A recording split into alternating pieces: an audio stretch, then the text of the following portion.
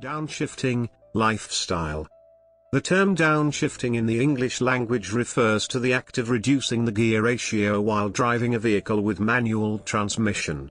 This title or term has now been repurposed and applied to describe a social behavior or trend in which individuals live simpler lives to escape from what critics call the rat race. The long-term effect of downshifting can include an escape from what has been described as economic materialism, as well as reduce the stress and psychological expense that may accompany economic materialism. This new social trend emphasizes finding an improved balance between leisure and work, while also focusing life goals on personal fulfillment, as well as building personal relationships instead of the all-consuming pursuit of economic success. Downshifting, as a concept, shares many characteristics with simple living. However, it is distinguished as an alternative form by its focus on moderate change and concentration on an individual comfort level and a gradual approach to living. In the 1990s, this new form of simple living began appearing in the mainstream media, and has continually grown in popularity among populations living in industrial societies, especially the United States, the United Kingdom, New Zealand, and Australia, as well as Russia. Values and motives. Downshifters are people who adopt long-term voluntary simplicity in their lives. A few of the main practices of downshifters include accepting less money for fewer hours worked, while placing an emphasis on consuming less in order to reduce their ecological footprint. One of the main results of these practices is being able to enjoy more leisure time in the company of others, especially loved ones. The primary motivations for downshifting are gaining leisure time, escaping from work and spend cycle, and removing the clutter of unnecessary possessions. The personal goals of downshifting are simple: to reach a holistic self-understanding and satisfying meaning in life. Because of its personalized nature and emphasis on many minor changes, rather than complete lifestyle overhaul, it attracts downshifters or participants across the socio-economic spectrum. An intrinsic consequence of downshifting is increased time for non-work related activities, which, combined with the diverse demographics of downshifters, cultivates higher levels of civic engagement and social interaction. The scope of participation is limitless, because all members of society, adults, children, businesses, institutions, organizations, and governments, are able to downshift even if many demographic strata do not start high enough to downshift. In practice, downshifting involves a variety of behavioral and lifestyle changes. The majority of these downshifts are voluntary choices. Natural life course events, such as the loss of a job or birth of a child, can prompt involuntary downshifting. There is also a temporal dimension, because a downshift could be either temporary or permanent. Methods. Work and income. The most common form of downshifting is work, or income, downshifting. Downshifting is fundamentally based on dissatisfaction with the conditions and consequences of the workplace environment. The philosophy of work to live replaces the social ideology of life to work. Reorienting economic priorities shifts the work-life balance away from the workplace. Economically, work downshifts are defined in terms of reductions in either actual or potential income, work hours, and spending levels. Following a path of earnings that is lower than the established market path is a downshift in potential earnings in favor of gaining other non-material benefits. On an individual level, work downshifting is a voluntary reduction in annual income. Downshifters desire meaning in life outside of work and, therefore, will opt to decrease the amount of time spent at work or work hours. Reducing the number of hours of work, consequently, lowers the amount earned. Simply not working overtime or taking a half day a week for leisure time are work downshifts. Career downshifts are another way of downshifting economically and entail lowering previous aspirations of wealth, a promotion or higher social status. Quitting a job to work locally in the community, from home or to start a business are examples of career downshifts. Although more radical, these changes do not mean stopping work altogether. Many reasons are cited by workers for this choice and usually center on a personal cost-benefit analysis of current working situations and desired extracurricular activities.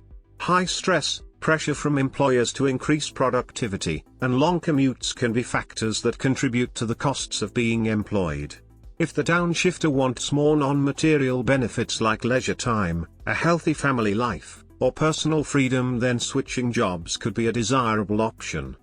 Work downshifting may also be a key to considerable health benefits as well as a healthy retirement. People are retiring later in life than previous generations. We can see by looking at the Health and Retirement Study, done by the Health and Retirement Study Survey Research Center, women can show the long-term health benefits of downshifting their work lives by working part-time hours over a long period of years. Men, however, prove to be more unhealthy if they work part-time from middle age till retirement.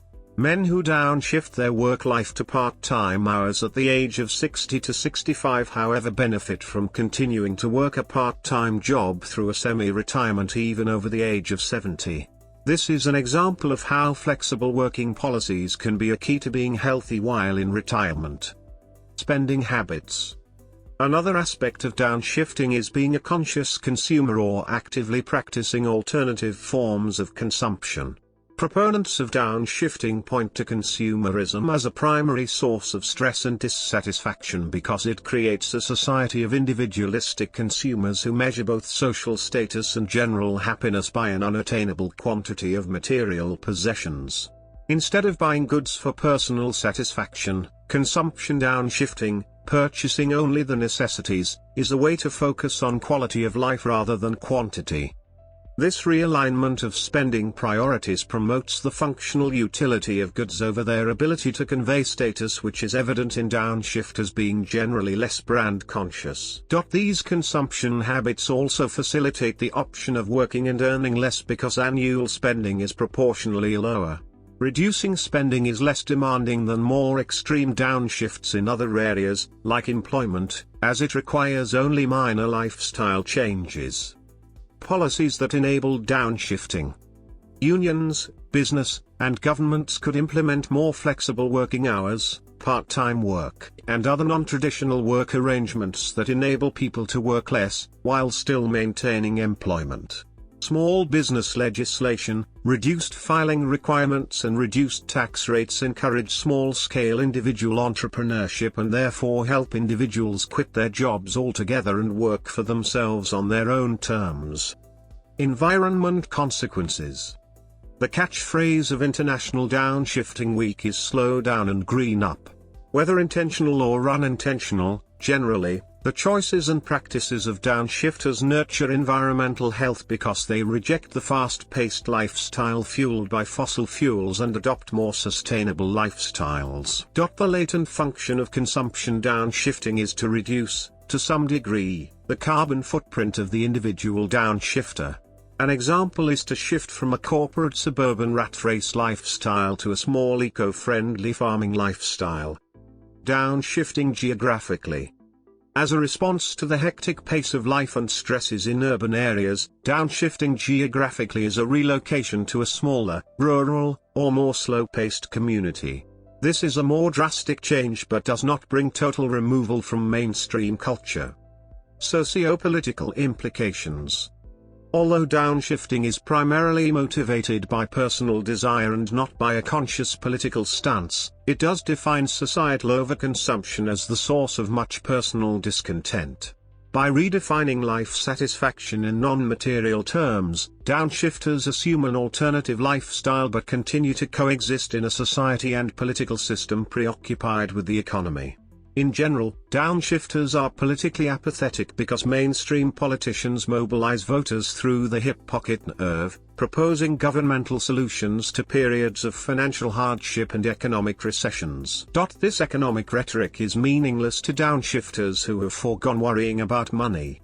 Although consumers do hold the majority in the United States, the UK, and Australia, a significant minority, approximately 20 to 25%, of these countries' citizens identify themselves in some respect as downshifters. Downshifting is not an isolated or unusual choice. Politics still centers around consumerism and unrestricted growth, but downshifting value, such as family priorities and workplace regulation, are appearing in political debates and campaigns. Like downshifters, the cultural creatives is another social movement whose ideology and practices diverge from mainstream consumerism and, according to Paul Ray, are followed by at least a quarter of US citizens. In his book In Praise of Slowness, Carl Honoré relates followers of downshifting and simple living to the global slow movement. The emergence of a large and diverse class of downshifters challenges the economically biased ideas for improving society. Downshifting and similar, post-materialist ideologies are rising in popularity, but as a result of their grassroots nature and relatively inconspicuous, non-confrontational subcultures, they represent unorganized social movements without political aspirations or motivating grievances.